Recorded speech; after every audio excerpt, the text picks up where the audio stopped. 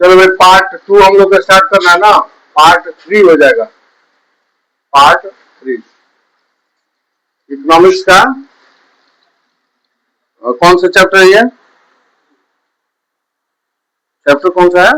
The sectors of Indian economy.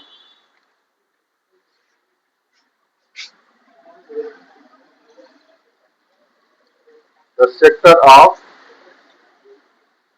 Indian economy.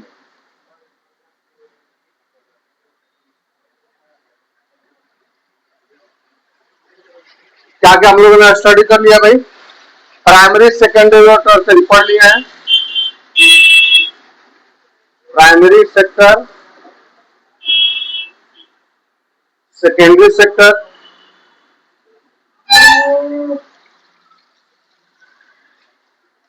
और tertiary sector.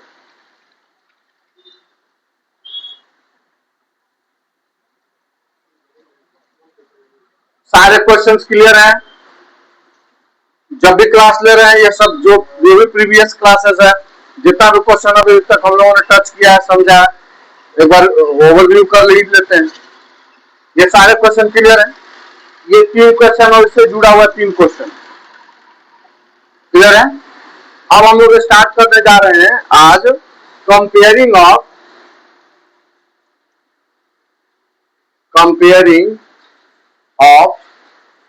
3 sector.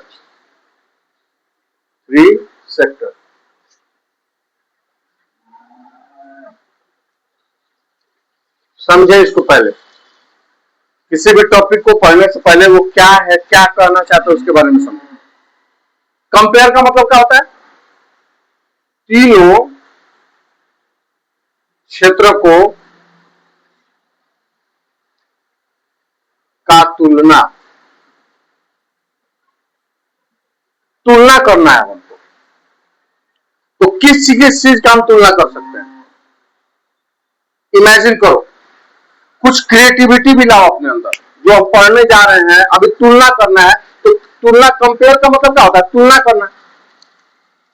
अच्छा एक चीज बताओ कि क्लास में अगर स्टूडेंट से स्टूडेंट का तुलना करना होता है तो हम क्या करते हैं? एजुकेशन को मापते हैं, हाइट को मापते हैं, उसके फिजिकल कैपेसिटी को माप सकते हैं, है ना, रीडिंग कैपेसिटी को माप सकते हैं, एबिलिटी को, राइटिंग एबिलिटी को माप सकते हैं, स्पीकिंग एबिलिटी को माप सकते हैं। So there are so many criteria, है ना। तो comparing one student to another student overall classes, ये हम करते हैं।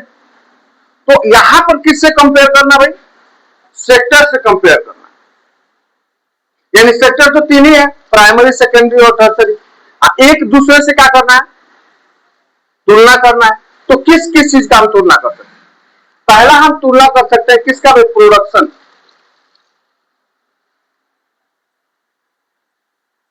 कर सकते हैं ना? नहीं कर सकते? दूसरा तुलना कर सकते हैं किसका? जल्दी से बताओ। दूसरा तुलना प्राइस कर सकते हैं। तीसरा तुलना किससे कर सकते हैं? कुछ कुछ सोचो। Quality, very good. तीसरा, चौथा तुलना क्वांटिटी, है ना।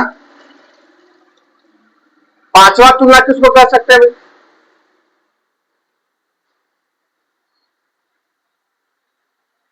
डेवलपमेंट इन कंट्री इकोनॉमी,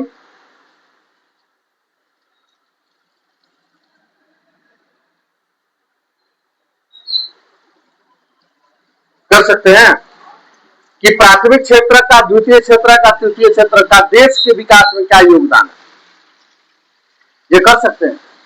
तो इतने सारे चीजों पर जब हम क्या करेंगे, एक क्षेत्र का दूसरे क्षेत्र से कंपेयर करेंगे तो हम क्या पाएंगे? We find some result. तो कुछ परिणाम पाएंगे।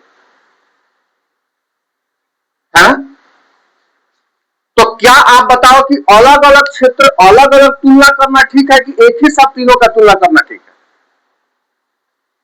प्राइमरी का अलग तुलना करें, सेकेंडरी का अलग तुलना करें, टर्सरी का अलग तुलना करें, या तीनों को एक साथ मिलाकर के तुलना करना बेहतर होगा?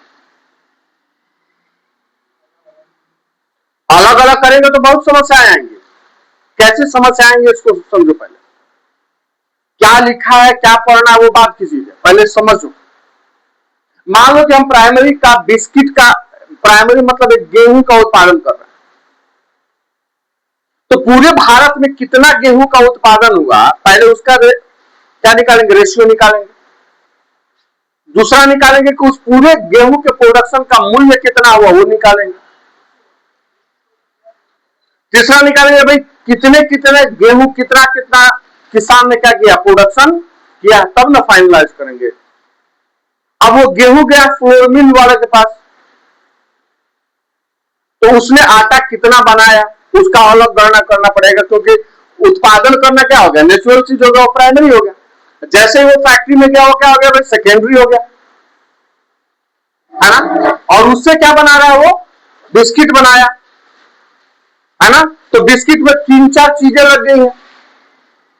बिस्किट में फ्लोर भी लगा, आटा भी लगा, शुगर भी लगा, ऑयल भी लगा, उसको बेकरी करने में, सेकने में, सेकाई करने में भी कुछ पैसा लगा। तब ना फाइनल रिजल्ट बना, वो क्या हुआ, बिस्किट हुआ। तो अलग अलग सेक्टर्स की तुलना करने से बेहतर है कि हम एक ही बार किस चीज का तुलना करते हैं, final goods and services. Final goods and services मतलब ये पूरी प्रक्रिया में प्राइमरी, सेकेंडरी और टर्सरी, जब बिस्किट का हम लोगों ने निर्माण किया, तो पूरी प्रक्रिया में प्राइमरी, सेकेंडरी और टर्सरी का क्या योगदान रहा, और फाइनल गुड्स क्या बना। तो फाइनल गुड्स क्या बना भाई, बिस्किट। फाइनल गुड्स का बिस्किट है, उसका प्राइस तो 5 रुपए पॉकेट। 5 रुपए क्या हो गया भाई, पॉकेट। तो 5 रुपया में बिस्किट बना, तो बिस्किट में तीनों क्षेत्र का गया ना एक ही साथ, कि नहीं आ गया, तीनों क्षेत्र का गया ना, प्राइमरी भी आ गया, सेकेंडरी भी आ गया, टर्सरी भी आ गया। तो हम लोग आगे पढ़ेंगे कि अलग अलग क्षेत्रों की तुलना न करके तीनों क्षेत्रकों को क्या करें, एक साथ जब हम कंपेयर करेंगे, तो हमारे लिए कंपेयर करना भी क्या हो जाएगा, आसान होगा। और उसका जो फाइनल रिजल्ट होगा, जो गुड्स आएंगे, वो भी पहचान में आएंगे कि क्या बना है और उसका प्राइस क्या। इस तरीके से हम एक क्षेत्र से दूसरे क्षेत्र का क्या कर सकते हैं, तुलना कर सकते हैं। क्लियर हुआ? यही चीज हमको पढ़ना है इसमें, कंपेयरिंग ऑफ थ्री सेक्टर। अब मान लो कि जो नेल है, नेल काटी, पूरे भारत से कितना उत्पादन हुआ, या पूरे भारत से कंप्यूटर कितना सेल हुआ, पूरे भारत से कार कितनी सेल हुई, है ना? तो अलग अलग क्षेत्रों से अब कार का उत्पादन मान लो कि कितना रॉ मटेरियल हम बाहर से अंदर से एक्सट्रैक्ट किए, जमीन के अंदर से कितना रॉ मटेरियल एक्सट्रैक्ट किया, वो हो गया प्राइमरी। एक्सट्रैक्ट किए हुए रॉ मटेरियल को कहां पर भेजा, इंडस्ट्रीज में, वहां पर उसका बॉडी बना वो अलग है, टायर बना वो अलग है, हेडलाइट बना वो अलग है। तो अलग अलग जगहों से बन करके आकर के एक जगह क्या हो रहा है, असेंबल हो रहा है, और उसको कंपनी ने क्या कर दिया, अपना नाम दे दिया। कंपनी के द्वारा जब कार तैयार की गई, तो each and every part of the car is not accessories of their own company. सब कुछ उस कंपनी का नहीं होता। Different parts of the car is assembled bye the different industries, है ना? वो अलग अलग जगहों से आते हैं, तब एक जगह क्या होता है, असेंबल होकर के, और जो फैक्ट्री है, कंसर्निंग जो फैक्ट्री है, जुड़ा हुआ जो फैक्ट्री है, वो अपना टैग दे देता है, मारुति सुजुकी का, महिंद्रा का, फॉर्चूनर का, है ना? क्लियर हुआ? तो इसी से संदर्भ में ये टॉपिक को हमको पढ़ना है, comparing of three sector. Clear? समझ बात आ गई? चल किताब पर नजर रखेंगे।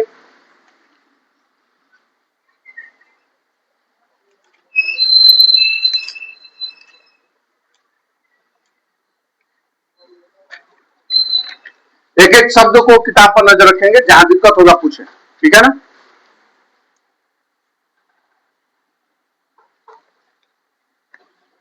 कह रहा है कि the various production activities in the primary, secondary and tertiary sector. एक प्राइमरी में वेरियस प्रोडक्शन, सेकेंडरी में वेरियस प्रोडक्शन है, और टर्सरी में वेरियस टाइप के सर्विस प्रोवाइड किए जाते हैं। वेरियस एक्टिविटी समझ रहे हैं। प्राइमरी में सिर्फ एग्रीकल्चर ही नहीं है, प्राइमरी में ही एग्रीकल्चर है, प्राइमरी में ही फिशिंग है, प्राइमरी में ही डायरी है, प्राइमरी में ही फॉरेस्ट्री है। तो एक प्राइमरी से, एक प्राथमिक क्षेत्र से बहुत तरह के क्या किए जाते हैं, क्रियाकलाप किए जाते हैं। उसी तरीके से एक सेकेंडरी में करोड़ों तरह के प्रोडक्ट्स बनाए जाते हैं। तो करोड़ों तरह की फैक्ट्रियां हैं, तो करोड़ों तरह के फैक्ट्रियों में करोड़ों तरह के लोग क्या कर रहे हैं, काम कर रहे हैं, ये चीज कर रहे हैं। और जब सर्विस सेक्टर में आते हैं तो सिर्फ सर्विस सेक्टर टीचिंग नहीं है, बस जो चला रहा है वो भी सर्विस सेक्टर है, टीचिंग जो कर रहा है वो भी सर्विस सेक्टर है, डॉक्टर जो है वो भी सर्विस सेक्टर है, जो पुलिस है वो भी क्या है, सर्विस सेक्टर है। तो सर्विस सेक्टर में भी बहुत तरह की एक्टिविटीज है, प्राइमरी सेक्टर में भी बहुत तरह की एक्टिविटीज है, और टर्सरी सेक्टर में भी। ये सब मिल करके क्या कर रहे हैं, वेरियस टाइप ऑफ प्रोडक्ट्स को क्या करते हैं, उत्पादन करते हैं। ये लाइन, पहला लाइन हो गया। फिर से एक बार रिपीट कर रहे हैं, ध्यान दें। कहा कि the various production activities in the primary, secondary and tertiary sector produce a very large number of goods and services. अलग अलग क्षेत्रों से विभिन्न प्रकार के वस्तुओं और सेवाओं का क्या किया जाता है, उत्पादन किया जाता है, वो भी बड़े क्वांटिटी पर, थोड़ी मोड़ी संख्या में नहीं, बृहद संख्या में अलग अलग तरह के चीजों का क्या करते हैं, हम अलग अलग क्षेत्रों से उत्पादन करते हैं। Also, the three sectors have a large number of people working in them to produce these goods and services. यहाँ तक कि अलग अलग क्षेत्रों में लाखों की संख्या में अलग अलग वस्तु करने वाले, उत्पादन करने वाले लोग भी लगे हुए हैं, ठीक है। The next step, therefore, it is to see how much goods and services are produced and how many people work in each sector. इसलिए ये हमारे लिए जानना बेहद जरूरी है कि किस क्षेत्र से कितने वस्तु का उत्पादन हो रहा है और किस क्षेत्र में कितने लोग काम कर रहे हैं। यानी प्राथमिक क्षेत्र से कितना उत्पादन हुआ, सेकेंडरी सेक्टर से कितना उत्पादन हुआ, टर्सरी सेक्टर से कितना उत्पादन हुआ, प्राइमरी सेक्टर में कितने लोग एक्टिविटीज में लगे हुए हैं, सेकेंडरी में कितने लोग एक्टिविटीज में लगे हुए हैं, और टर्सरी में कितने लोग एक्टिविटीज में लगे हुए, ये जानना हमारे लिए बेहद जरूरी है। तो हम इसको कैसे जानेंगे? If it is compulsory to know that how many products are produced by the primary, secondary and tertiary, and how many people are engaged in such type of activities, it is very important to know. ये जानना जरूरी है, but the question is here how we can find out. इसको हम कैसे जानेंगे कि primary से उत्पादन कितना हुआ, उसमें कितने लोग लगे हुए हैं, सेकेंडरी से उत्पादन कितना हुआ, उसमें कितने लोग लगे हुए हैं, और टर्सरी से उत्पादन हुआ, कितने लोग लगे हुए हैं। It is to see how much goods and services are produced and how many people working in each sector. In an economy, there could be one or more sector which are dominated in terms of the total production and employment. कह रहा है कि economy में हम क्या करते हैं, फिर से लाइन को कवर कीजिए। In an economy there could be one or more sector, एक क्षेत्र हो सकता है या एक से ज्यादा क्षेत्र हो सकता है, which are dominated in terms of the total production and employment. मतलब कोई एक क्षेत्र हो सकता है या बहुत तरह के क्षेत्र हो सकते हैं जो पूरे प्रोडक्शन का डोमिनेशन करते हैं, यानी प्रभुत्व स्थापित करते हैं। मतलब उन्हीं के चलते सारा सेक्टर क्या होता है, फलता और फूलता है, डेवलप होता है। While other sector are relatively small in size, बहुत तरह के ऐसे सेक्टर होंगे जिनकी संख्या क्या होगी, छोटे होंगे, आकार क्या होगा, छोटा होगा। लेकिन बहुत ऐसे सेक्टर हैं जिनके आकार क्या है, बृहद है, और उनका प्रोडक्शन भी क्या होता है, बृहद होता है, जितना छोटे लोग प्रोडक्शन करेंगे वो अकेले ही क्या करता होगा, प्रोडक्शन कर देता होगा। टॉपिक यहां से चेंज हो रहा है। क्वेश्चन है, how do we count the various goods and services and know the total production in each sector. ये क्वेश्चन है, ठीक है, बोर्ड में पूछा हुआ क्वेश्चन है, same to same, line by line. Question जरा सा नोट कर लें आप लोग। क्वेश्चन क्या कर रहा है, how do we count the various goods and services, मतलब क्या हुआ, अलग अलग प्रकार के वस्तु और सेवाओं का गणना कैसे करते हैं। गणना, गणना मतलब how many it is produce, ठीक है। How do we count the various goods and services, अलग अलग वस्तुओं का गणना कैसे करेंगे, and know the total production in each sector, और कैसे जानेंगे कि किस क्षेत्र में कितना प्रोडक्शन हुआ। ये क्वेश्चन पूछा हुआ है, याद रखेंगे, ऑन कैमरा बोल रहे हैं, इसको मार्क कर लेंगे, कैमरा को देख लेंगे, वीडियो देखेंगे और ये क्वेश्चन को दिमाग में सेट कर लेंगे। आंसर क्या कह रहा है, with so many thousands of the goods and services produce, हजारों की संख्या में वस्तुओं और सेवाओं का क्या होता है, उत्पादन होता है। सेवाओं का तो उत्पादन नहीं होता, हजारों की संख्या में वस्तुओं का उत्पादन होता है और हजारों तरह की सेवाएं क्या की जाती है, उपलब्ध कराई जाती है। पहला लाइन क्लियर हो गया। पहला लाइन क्या कर रहा है, with so many thousands of the goods and services are produce, clear. You might think, जब हजारों की संख्या में सेवाएं दी जा रही है, हजारों की संख्या में, लाखों करोड़ों की संख्या में क्या की जा रही है भाई, वस्तुओं का उत्पादन किया जा रहा है, तो कह रहा है कि यू माइट थिंक, आपको सोचना पड़ेगा या आप सोचते होंगे, this is an impossible task, ये बहुत ही जटिल कार्य है।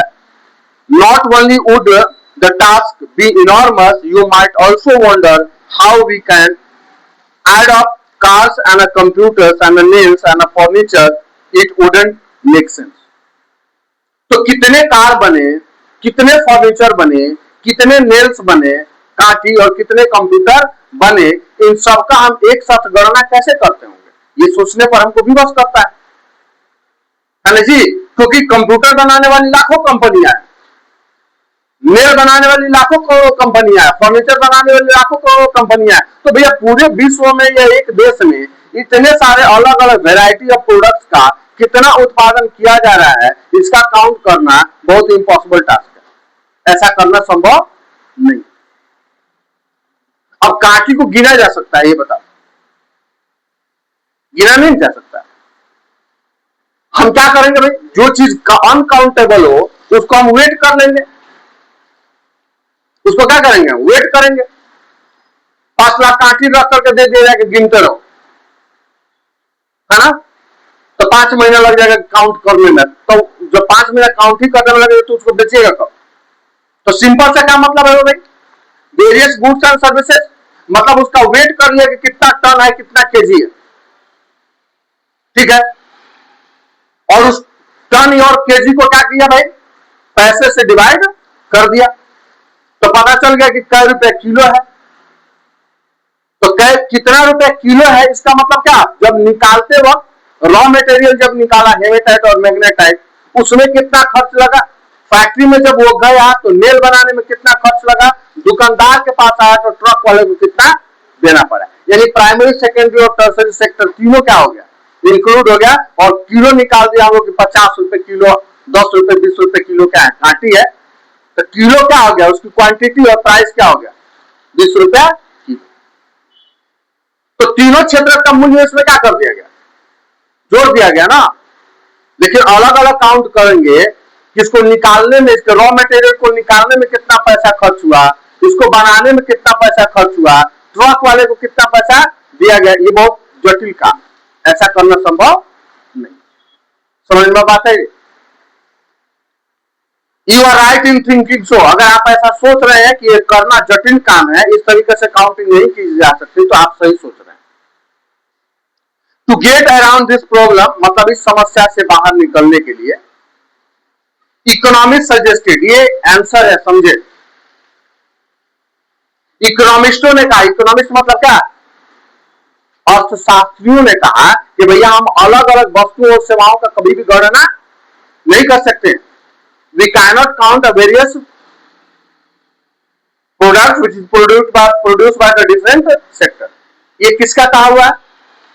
इकोनॉमिस्ट का, अर्थशास्त्रियों को। उन्होंने क्या सजेशन दिया? इकोनॉमिस्ट सजेस्टेड, इकोनॉमिस्ट अर्थशास्त्रियों ने सुझाव दिया that the value of a goods and services should be used rather than adding of the actual number। मतलब अलग अलग वस्तुओं और सेवाओं की गणना करने से बेहतर है कि सभी वस्तुओं के एक ही साथ क्या कर दिया जाए, जोड़ दिया जाए। मतलब प्राइमरी सेक्टर से कितना उत्पादन हुआ, सेकेंडरी सेक्टर से कितना उत्पादन हुआ, टर्शियरी सेक्टर से कितना उत्पादन हुआ, ऐसा करने की जरूरत नहीं है। आप तीनों क्षेत्रों के उत्पादन को एक ही साथ क्या कर दो, ऐड कर दो, जोड़ दो। ये किसका सजेशन है भाई? इकोनॉमिस्ट का। क्या उन्होंने सजेशन दिया? फिर से एक बार रिव्यू कर रहे हैं उसको। Economist suggested that the value of goods and services should be used rather than adding of the actual number. वास्तविक संख्या जोड़ने से बढ़िया है कि जिसका आप इस्तेमाल कर रहे हैं उसके फाइनल गुड्स और सर्विस का क्या करना, पता लगा ले कितने का प्रोडक्ट है, ये कहना चाह रहे हैं, और उसकी क्वांटिटी या क्वालिटी क्या है। ये बिस्किट बन गया तो बिस्किट बन गया तो तीनों क्षेत्र का है। मेल बन गया तो उसमें तीनों क्षेत्र का है। कंप्यूटर बन गया तो तीनों क्षेत्र का है। फर्नीचर बन गया तो तीनों क्षेत्र का है। कब? जब उसका फाइनल क्या निकला, प्राइस और गुड्स निकला। तो गुड्स क्या हो गया, फर्नीचर, और प्राइस क्या हो गया भाई, 10,000। ठीक है, ये किसका सजेशन है? इकोनॉमिस्ट का, अर्थशास्त्रियों का। क्लियर? अब इश्यू को समझाएगा वो, आगे एनसीईआरटी समझाएगा। आगे कह रहा है कि for example 10,000 kilogram of a wheat is sold at 20 पर केजी। देखो ध्यान से, इकोनॉमिस्ट कह रहे हैं कि समझो इस चीज को पहले कि 10,000 किलोग्राम क्या है, गेहूं है। 10,000 किलोग्राम गेहूं है और प्रत्येक किलो भाव कितना खोला गया है, 20 रुपए किलो। क्वांटिटी उसकी कितनी हुई, 10,000 किलोग्राम। अब पर ग्राम, पर kilo what is the price, 20 रुपए। तो फाइनल गुड्स क्या हुआ, 10,000 किलो, और प्राइस क्या हो गया। अब ये हमको जानने से मतलब नहीं है कि ये कहां से आया, पंजाब से आया, लुधियाना से आया, बिहार से आया, उत्तर प्रदेश से आया, इससे कोई मतलब नहीं। अब अलग अलग राज्य से इसको काउंट करते तो हमारे लिए बेहद मुश्किल होता, ये कहीं किसान तक पहुंचना पड़ता है। इससे बढ़िया क्या होगा कि एक ही जगह इकट्ठा होगा, उसको क्या कर दिया गया, माप कर लिया गया, वेट कितना आ गया, 10,000 किलो, खरीदा कितना पड़ गया, 20 रुपए kilo. The value of a wheat will be कितना हो जाएगा भाई, 2 लाख। टोटल वैल्यू कितना हो गया, 10 किलो, 10,000 किलो का कितना वैल्यू हो गया, 2 लाख रुपया हो गया, है ना। The value of 5,000 coconut is 15 रुपया, 5,000 कोकोनट है, और प्रत्येक का वैल्यू कितना, प्राइस कितना हुआ, 15 रुपया। तो टोटल प्राइस कितना हो जाएगा, 5,000 इंटू 15, 45,000 हो गया। तो हमको मतलब किससे, 45,000 से। हमको मतलब किससे हुआ, 45,000। हमको मतलब किससे हुआ, 2 लाख से। तो 2 लाख जब हम देंगे तो हमको पता है ना कि 20 रुपए केजी गेहूं है, तो क्वांटिटी निकल गई। 45,000 जब हम देंगे तो हमको पता है ना कि भाई 15 रुपए का एक कोकोनट है, तो कोकोनट की संख्या कितनी, 5,000। क्लियर हुआ।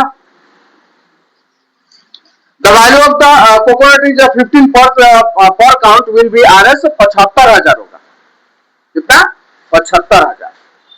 Similarly the value of a goods and services in 3 sector are counted. इसी तरीके से तीनों क्षेत्रों के उत्पादित वस्तुओं को हम क्या करते हैं, गणना करते हैं। ये कंसेप्ट समझ में आया। अलग अलग गणना नहीं करते हैं, हम क्या करते हैं, एडअप करते हैं। तीनों क्षेत्रकों को एडअप करके अब फाइनल गुड्स क्या बना और उसका प्राइस क्या हुआ, ऐसा करने का सजेशन देते हैं, सलाह देते हैं, कौन, इकोनॉमिस्ट। चले आगे। एग्जांपल दे रहा है कि remember there is one precautions one has to take. ऐसा करने में हमको एक सावधानी बरतनी पड़ेगी, एक सावधानी लेना पड़ेगा। क्या लेना पड़ेगा? नॉट एवरी गुड्स और services that is produce and sold need to be count.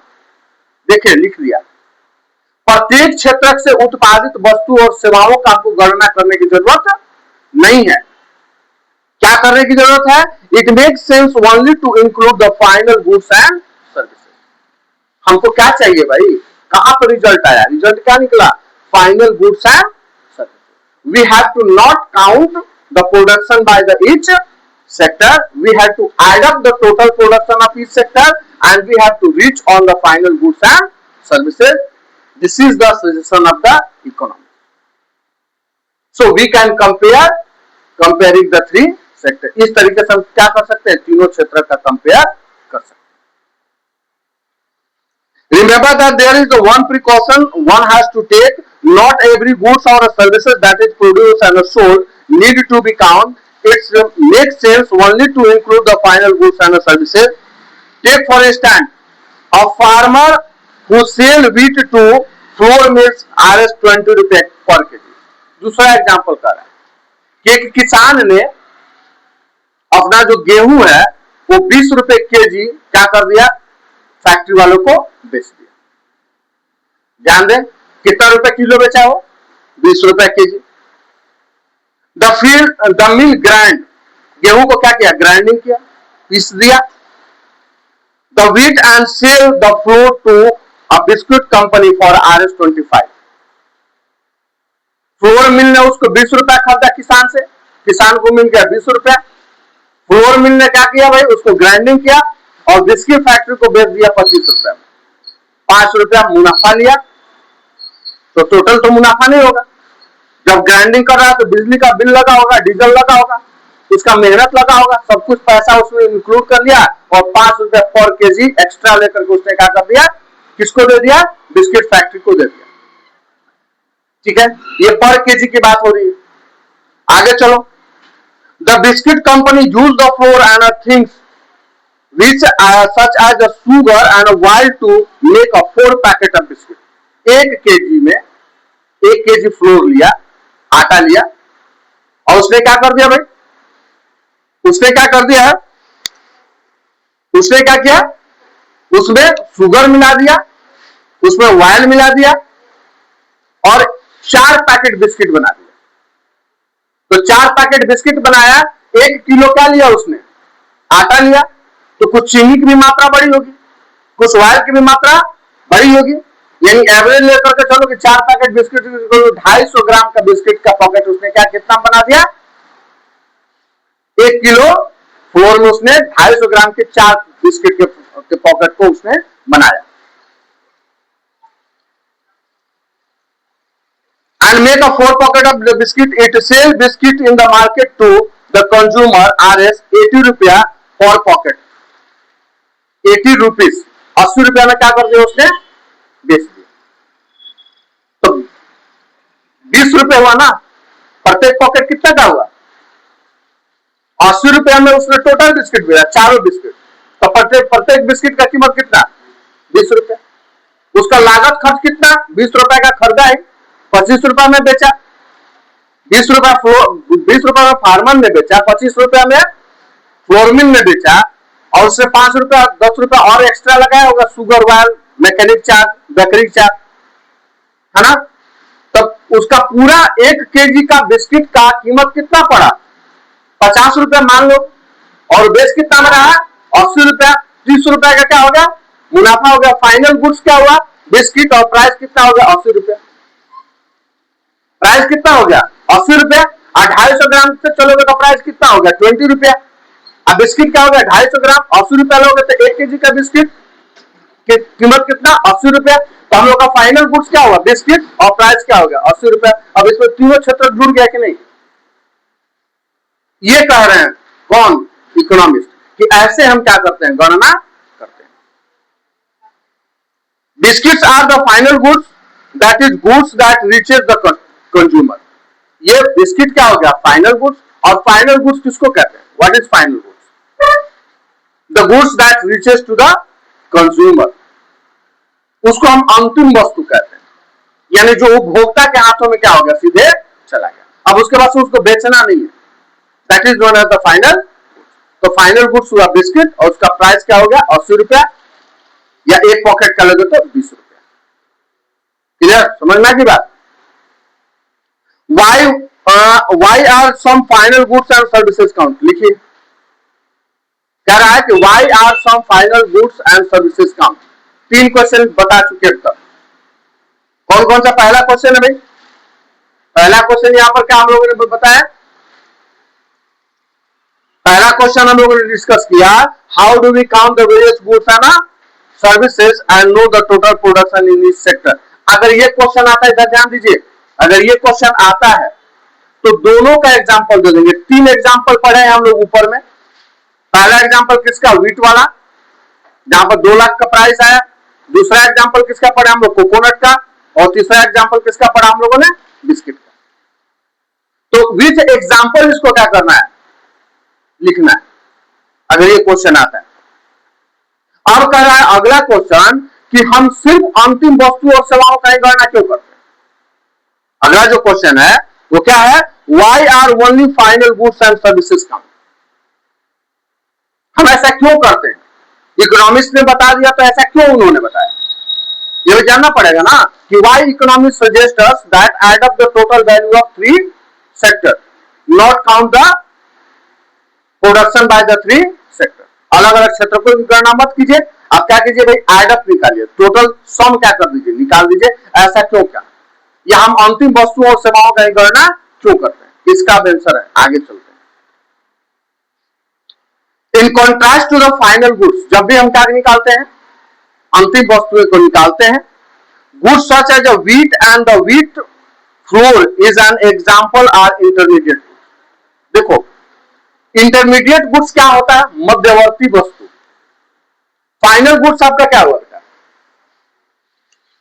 Final goods तो बिस्किट हुआ। अब ये बिस्किट को बनाने में क्या लगे हैं,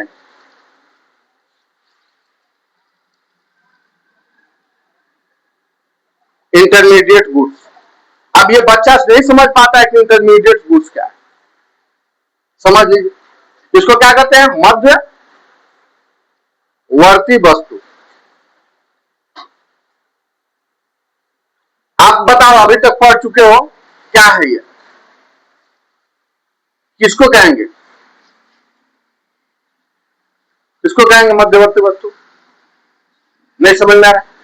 एक बिस्किट बनाने में हम लोगों ने अभी अभी क्या पढ़ा, शुगर, उसके ऊपर क्या पढ़ा, व्हीट, उसके नीचे क्या पढ़ा भाई, फ्लोर। तो व्हीट हो गया, फ्लोर हो गया, शुगर हो गया, इसके बाद क्या पढ़ा, ऑयल। इस सबका प्राइस, इसमें भी कुछ ना कुछ तो प्राइस लगा होगा ना, तब ना बिस्किट का कीमत कितना हुआ, 80 रुपया। तो जो फाइनल गुड्स बनाने में जिन जिन वस्तुओं का क्या होता है, उपयोग होता है, these are known as the intermediate goods. Clear, समझ में आया। अब हम अलग अलग निकालते कि व्हीट कितने का, फ्लोर कितने का, शुगर कितने का, ऑयल कितने का, और सबका पैसा हम क्या करते, अलग अलग जोड़ते। तो टफ काम है कि नहीं, टफ है ना। इसलिए सीधा सीधा फैक्ट्री ने क्या कहा भाई, कि हमारा फाइनल गुड्स हुआ क्या, बिस्किट, और प्राइस क्या हुआ, 80 रुपया। इसमें लगने वाले जो वस्तु हैं उसको हम लोगों ने क्या कहा, इंटरमीडिएट गुड्स का। इसके वैल्यू को भी इसमें क्या कर दिया गया, जोड़ दिया गया। इसलिए जब भी हम निकालते हैं तो क्या निकालते हैं, फाइनल गुड्स एंड सर्विसेज।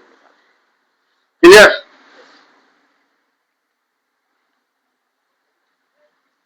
चलिए आज इतना ही, फाइनल गुड्स और सर्विसेज नेक्स्ट पैराग्राफ से कल समझेंगे इसको। पार्ट इसका कंपेयरिंग ऑफ 3 सेक्टर का पार्ट 2 करके कल ये होगा, ठीक है ना।